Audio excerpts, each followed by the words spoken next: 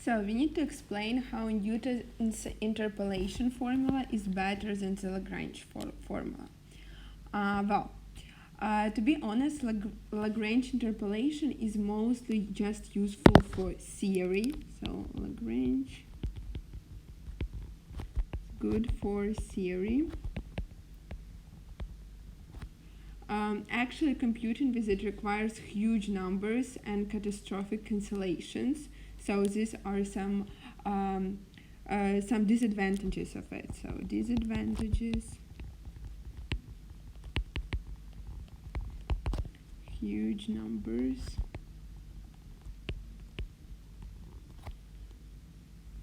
And in floating point arithmetic, this is very bad. It does have some small advantages. For instance, the Lagrange approach amounts to diagonalizing the problem of finding the coefficients. So it takes only linear time to find the coefficients. And this is good if you need to use the same set of points repeatedly.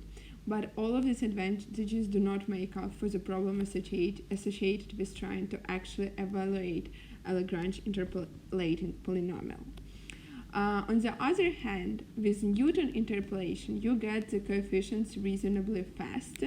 So Newton interpolation.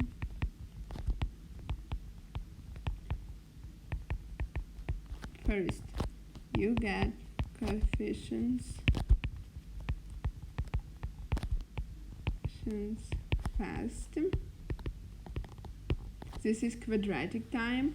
Also, the evaluation is much more stable, roughly because there is usually a single dominant term for a given x. So more stable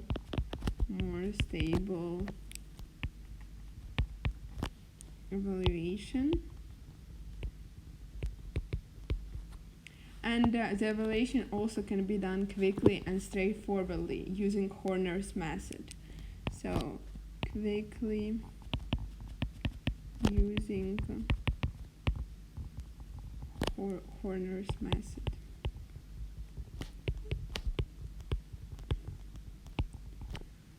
And adding an additional node just amounts to adding a single additional term.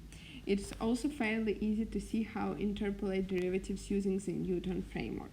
So to sum up, Newton interpolation has a lot of advantages due to its straightforwardness, quickness, and the ability to use Horner's method to make this process much